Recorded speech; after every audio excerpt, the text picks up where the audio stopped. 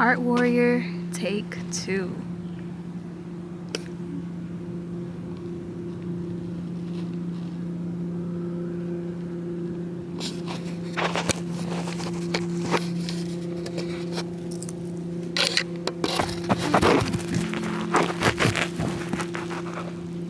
Period. Perfect. That's perfect. Okay. Hi everyone, my name is Camille, and I wrote a poem that I'm going to share with you.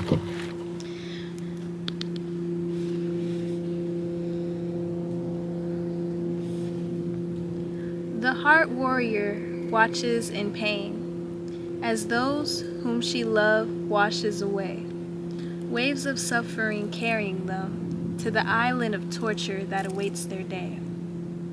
A little longer, she cries, holding out to their legs with all of her might. The waves crash against the shore, violent winds pushing her back and forth. The weight becomes too heavy, her body getting weaker. It's time, she hears. Her body gives its final try. Away goes the lives she wishes she took. Love warrior devastated, survivor's guilt. For she doesn't know if she'll see them again. Though she knows that love will forever prevail, doubt whispers with her knowing of free will. To the heart warrior, continue to cry, teardrops of love leaving your eyes, for God is listening and ready to work. Thank you for letting go. Prepare to be blank. And there's a blank because, I don't know, when I was writing it, I couldn't come up with the word, so that could be up to your own interpretation. But that is my poem called Heart Warrior. And here's the story of what inspired me to write this. So on my way back from Costa Rica, I was at the airport awaiting my flight. And I was at one of the restaurants, and while I was there was a lady, and she was crashing out. I mean, like, she's on the phone, like, literally, I don't know where my phone is, but pretend this is my phone. She was like, oh my gosh, you son of a b, like, F you, like, I do everything for you.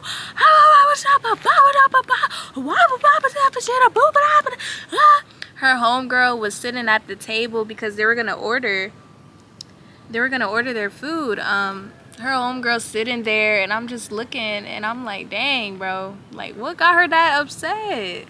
And something I noted as she was having this outburst, one, her friend didn't really know how to console her. That's one.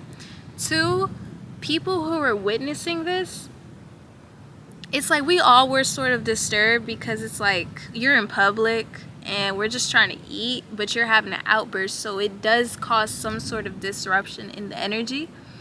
And so when other people, like strangers, were looking at her, I've noticed people were making fun of her. People were laughing. They were mocking her behind her back, like with their body. And some people, they were just disturbed that they just got up and moved, or they just kept looking at her. Like, some people looked concerned that they just kept looking. I'm not saying any of these reactions were bad or good, you know. I'm just noting. That's just some things I peeped.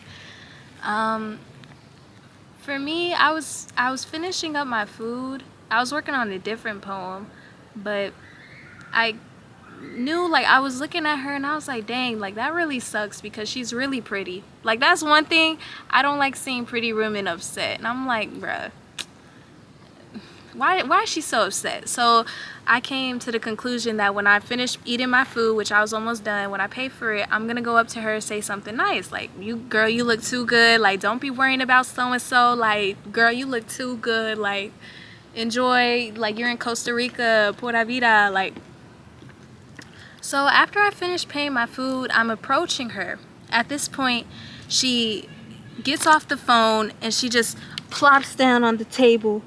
And she's like, ugh, and she starts sobbing, right? And her friend is consoling her across the table, just patting her back. And so I approach, and I was like, so as I'm approaching, let me not skip, I heard the final words of their conversation, and I realized that this is something I'm going through. Hold on. Like, this is a little personal. Hold on now. And I was so grateful for that, because when I approached and I was like, is it okay if I say something? I was able to say what I believe could really help her, something that I wish was told to me at the time. And it was a good interaction. I won't say the details, but it inspired me to make this poem. So ultimately, I'm not gonna put her business out there, but what she was going through was something I like to describe as a battle of the heart warrior. It is when you love someone so much that you watch them self-destruct, and it's like you love them so much that you start to hurt yourself in the process of trying to get them to stop self-destructing. I believe that right now, I don't care what the political views are or nothing, but in this state, I'm noticing that people are not taking care of themselves. And why would we? Look at the world, right? But it's hard when you love someone. Like, this is your family, this is your friend, this is your wife, this is your partner, this is your husband. And you're watching them slowly, like they fade away. Their love for self. Yo, there's a big ant on me. Oh my gosh, look at it. Oh, I hope y'all saw it, man. It's huge. I've seen bigger though in Costa Rica, but that was a big ant. Yeah, you're watching these people just, their love for self fades away, and so you're seeing them fall into these self-destructive habits, like them drinking more or indulging in more drugs or alcohol as a way to escape, or them not taking care of their hygiene, or them becoming more pessimistic and not following their dreams. And as a heart warrior, someone who loves so much, it's terrifying to watch this. And so in my poem, right, so I want to point out some things I wrote that I feel like is worth discussing. Ooh, I'm praying I'm not flashing, y'all. The heart warrior watches in pain as those whom she loved washes away. So the imagery, it was kind of hard for me to write it, but what I'm thinking of, or what I was imagining was, imagine like you're at the shore, right? You're at the shore and there's a big storm coming, and there's a body, like there's a person laying in the water like this, and the heart warrior is trying to hold on to their legs so they don't get swept away by the current, but the waves are just fighting her, and it's like, girl, no, let us take her. And the person, they're unconscious. Now, we're not saying they're dead, we're not saying let's just say they're just unconscious. They're not present enough to gain mobility and stand up, right? So you're holding on them. The heart warrior, she's holding on to them, but the current, the wind, it's pushing her, and all these external forces are saying, no, girl, like it's time for her to go. And this, man, bruh. This force, so when I wrote a little longer she cries, this is her just still trying to soothe them, still trying to help them by taking on their load, because she's literally holding on to a whole nother being. She is now becoming that person's life support. Ooh, my camera, what's going on? I don't know. Is this still recording? Hello? Please still be recording. Oh no. Bruh, no. Note to self, when recording, do it in a shady spot. I got my bag covering my camera though, so hopefully that will help. And hopefully it's still recording. I can't see the screen that well. But what was I saying? Yeah, I pray that it got all of that. Ugh, technology, bro. So what was I saying? Yeah, she became their life support. And my number one, the hardest lesson I had to learn through my own personal experience is that to promote yourself to the role of being someone's life support is too much, especially if they're not your child. Like, I get it if y'all are married, because in sickness and in health, I get that. And then I get it if they're your child, because that's literally your creation. But I get it though. And that's the thing about the heart warrior. It doesn't matter what the title is. If you love someone, it's like, why would I let you fall? Why would I let you get swept away by the current to go God knows where, right? And that's something the heart warrior battles with. It's like, just a little longer, just a little longer. Let me just do a little bit more. Let me just push them, swing them back with more strength.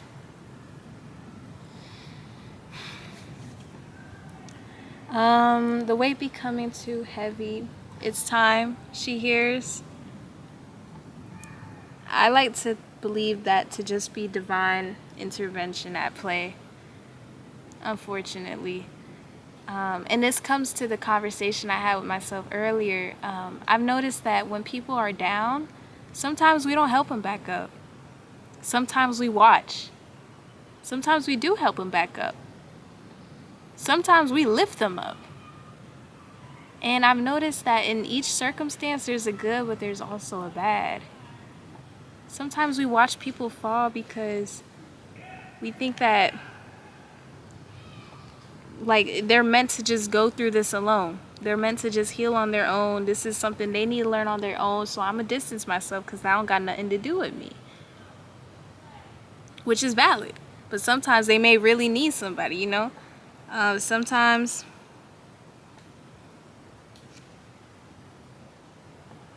What was I saying? Oh, it's a lizard. Dang. Yeah, sometimes we watch people fall. Sometimes we watch people fall. Sometimes we help people up. We give them a lending hand. But sometimes those people who have fallen, they don't want your hand. They don't want your help. So it's like, fine then, whatever. And then we leave. My camera died again. Oh my gosh. Maybe I'm rambling too much. Let me continue though. This is hard. Like, I've never recorded before. And I didn't know how to plan this video. But now I know. Like, you learn from experience. So it's all good. It's okay. Yeah, sometimes we watch people fall. They don't even want your help. So it's like, fine, if you then fall then. And we'll just laugh at them or cast judgment or whatever. And then sometimes people fall and they cannot get back up. And so we lift them up. And that's what we're focusing on right now. When you love someone so much that they have fallen, they cannot get back up, and you want to lift them up. The heart warrior wants to lift them up. Don't worry about it, I got you. But sometimes, bro, and this is the hardest thing ever, especially when it comes to those you love, sometimes these people need to fall and stay down. They need to fall and stay down. You lifting them up is cheating them out of the experience of them learning whatever lesson they need to learn. And it's so hard because it's like when people fall, bro, like, you break some bones, you get some bruises, some cuts, you get a concussion, like, you fall hard. And so the fact that the heart warrior is being told, it's time, girl, like, give it up, because this is not your weight to carry. This is not your weight to carry. And so when I comforted the lady at the airport, I told her, like, I'm not gonna lie, girl, you have a beautiful heart. I know exactly what you're going through. You have a beautiful heart. Don't ever forget that. It's just, you cannot force people to see. Like, bro, if we're talking, I'm like this, la la la la la la la la la la la la la, then I don't want to hear what you have to say. Girl, you using sign language with me, I'm not gonna see it. I don't know what you're saying right now because my eyes are covered. You feel me? And it's a hard lesson, but sometimes for some people, their senses are taken away from them. That's what I'm realizing. And when they are, you cannot force it. You cannot force people to see if they're blind. Like, just open your eyes. No, it doesn't work like that. You cannot force people to hear if they're deaf. Just open your ears. Girl, what? What sense does that make? Girl, just open your ears. You deaf. Just open your ears. So, I say all that to say that in certain cases for the heart warrior, it is imperative that you take a step back. Because you now making all of their burdens come to you, it's like now you're making your own life harder. How can you continue to be a heart warrior and fight for love if you're pouring all your love into someone who isn't receptive to it? It's just there. It's just a pull. Take it. I can't. I don't have a cup. Or my cup, it's closed. I hope this makes sense. Let's continue. Away goes the life she wished she took. Pretty much, she lets go because she has no more strength in her. Love warrior devastated, survivor's guilt.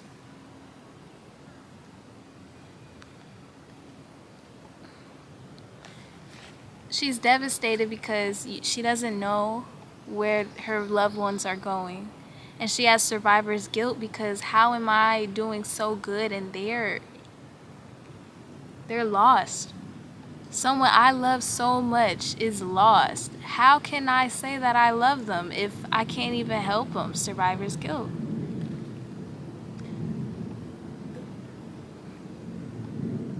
Though she knows that love will forever prevail, doubt whispers with her knowing of free will. Now this, I was thinking about the Bible, which first of all, I don't know what time it is, and I gotta pick my people up from work. I hope it's not late. Off topic, but in the Bible, right, even if you don't believe in that Christianity or whatever, let me not be disrespectful, sorry. In the Bible, right, we all know the story, and look, I'm a little vague in it. I gotta do more locking in when it comes to religion, but to my knowledge at least, there's a tree of knowledge, right, or there's a tree with an apple on it. And God was like, hey, bro, don't eat that apple. And Eve was like, okay.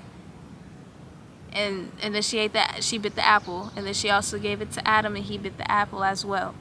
And I feel like this is me just theorizing. From God's perspective, the tree being present in the first place is symbolic of free will. Like, it's here. It's here. You have a choice. Right? Ultimately, he tells them, don't eat this apple. But she had a choice, right? Because if you really didn't want the apple to be eaten, then the apple wouldn't even be there. But he understood free will. So that's why the tree began or existed in the first place. And with the knowing of free will, it's the knowing that everything is a choice. So when you look at people's lives and you look at where they are and their suffering, a series of choices had led them there. Now, was it their choices or maybe someone else's? That's where the controversy kicks in. But I'm speaking about people who are letting themselves go, who are falling into self-destruction. It is a choice to indulge in things that aren't good for you. It is a choice to support narratives that don't help you for the better. That's a choice. And so it's like she knows, the love warrior knows that love will forever prevail. But doubt whispers with her knowing of free will, because ultimately it's a choice. You can let love win or you cannot. The heart warrior continues to cry, teardrops of love leaving your eyes. For God is listening and ready to work. When I wrote that they're going to an island of suffering, would I say the island of torture? It was a little dramatic, but I believe that it's representative of karma playing out. Not even karma, because that can insinuate that you did something bad, so now something bad's happening to you, but I don't think that's how karma is. I gotta do more research, though. I will. But I will say that things happen for a reason, and sometimes what did I hear? Today I heard that pain always leaves a gift. And the gift is the lesson you learn from it.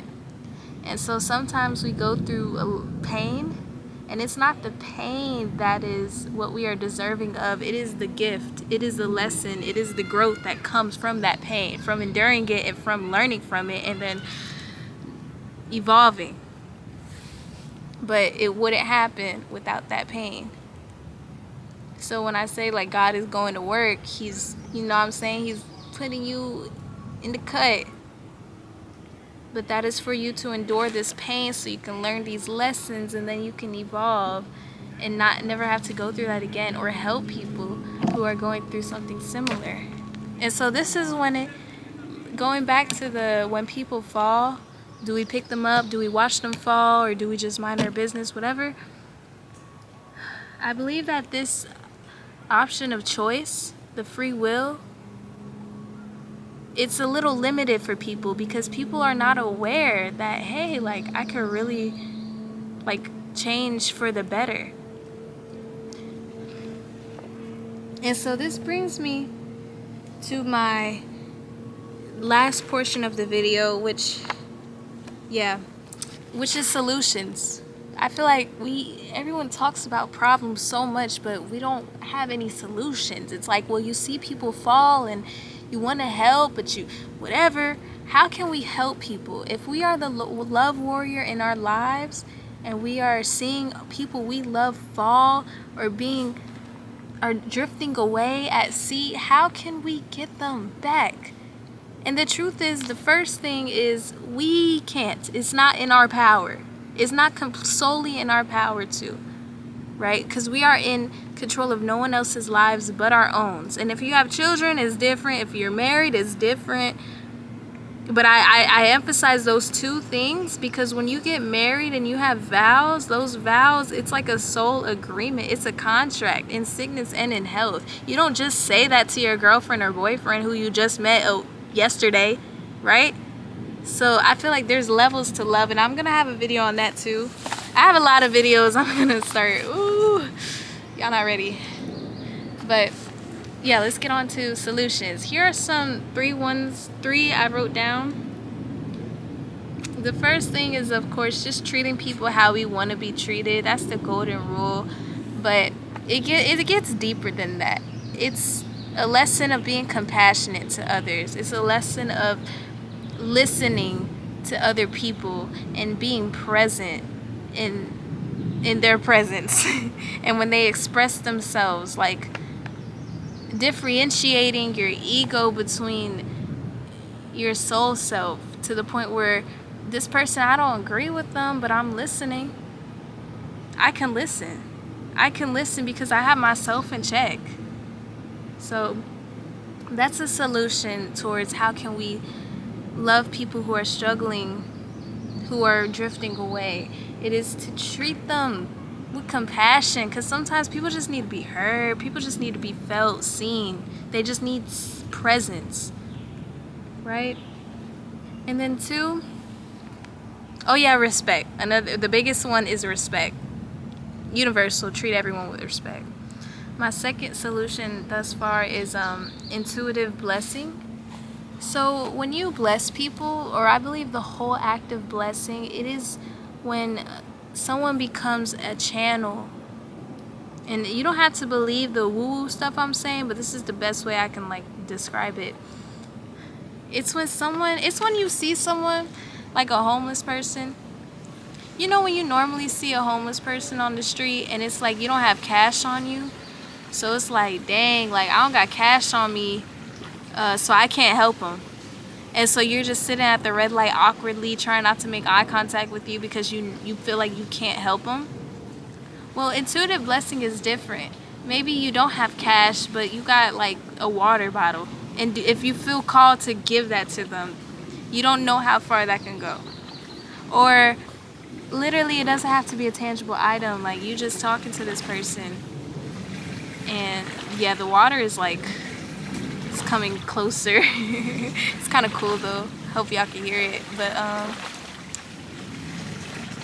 what was I saying? Hold on.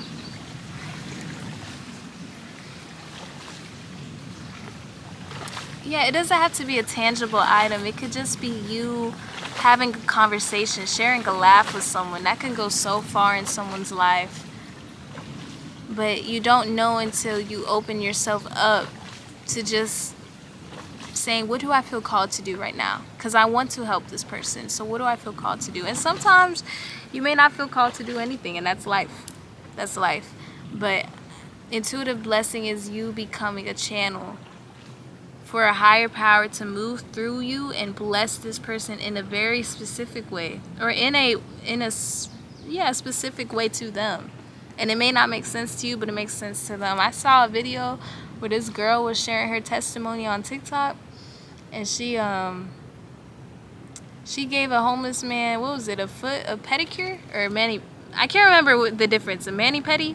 I can't remember. Is mani hands or is mani feet? But anyway, she did that for his feet, and she took care of his feet, and like it was just an act of kindness. And it's random, cause like, girl, you did what to a homeless man? You gave him a homeless man what? Like, you don't hear about that often, but it's like, hey, she felt called to do it, and you know, the more they talked, the more meaningful it came.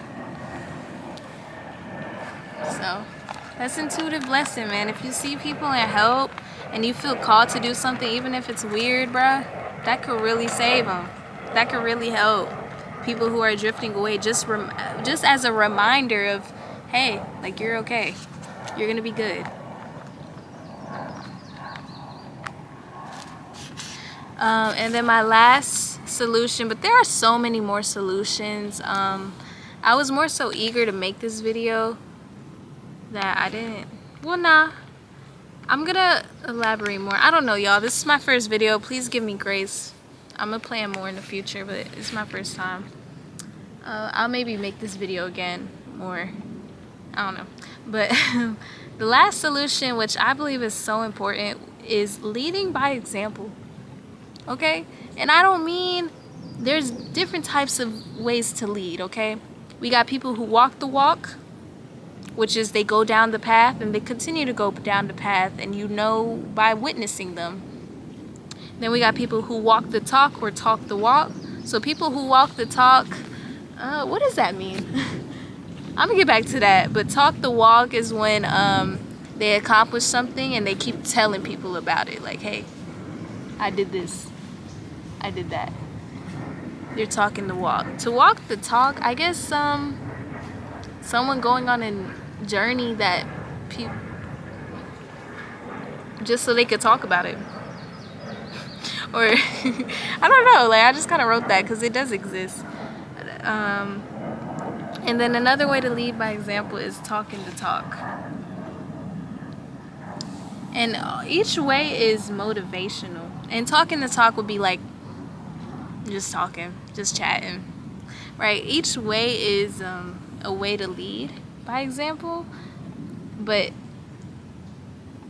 there comes a balance with it. I believe that with this influencer culture, it's gotten to the point where it's like everyone, we just talk.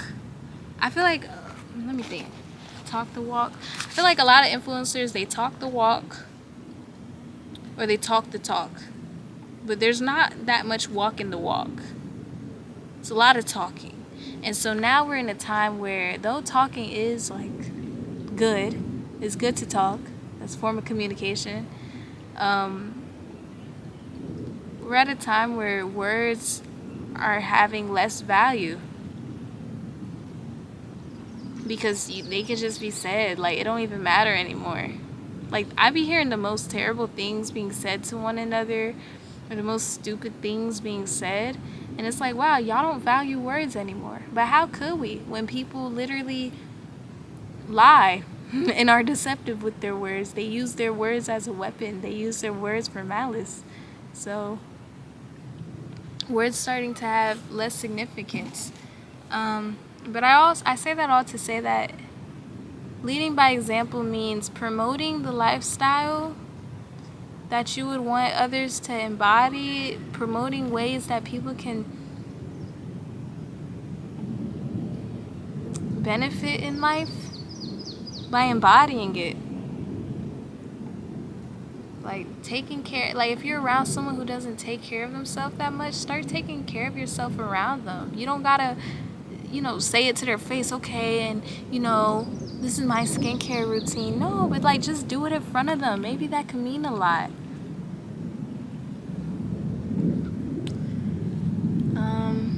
What else?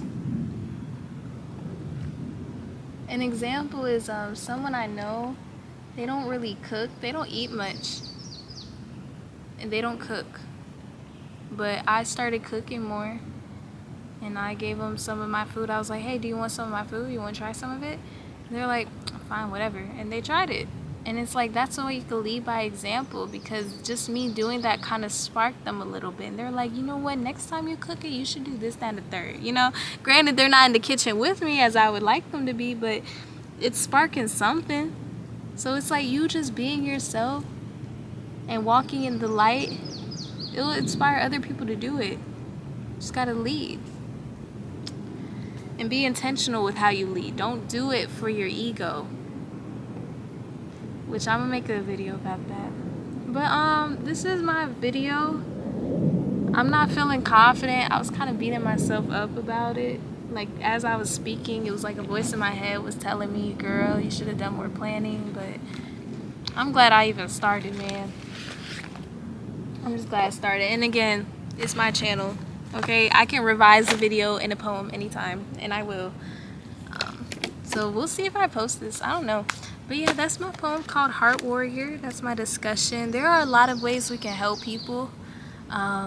So please get creative. Go in the comments. Share your ideas.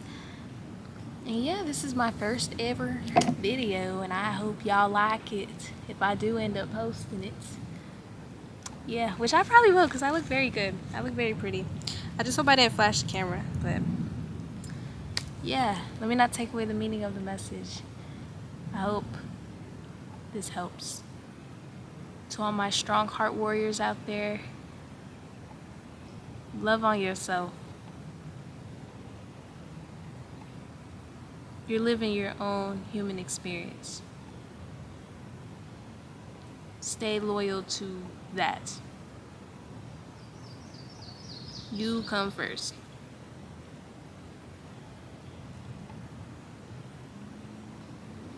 Peace and love, family.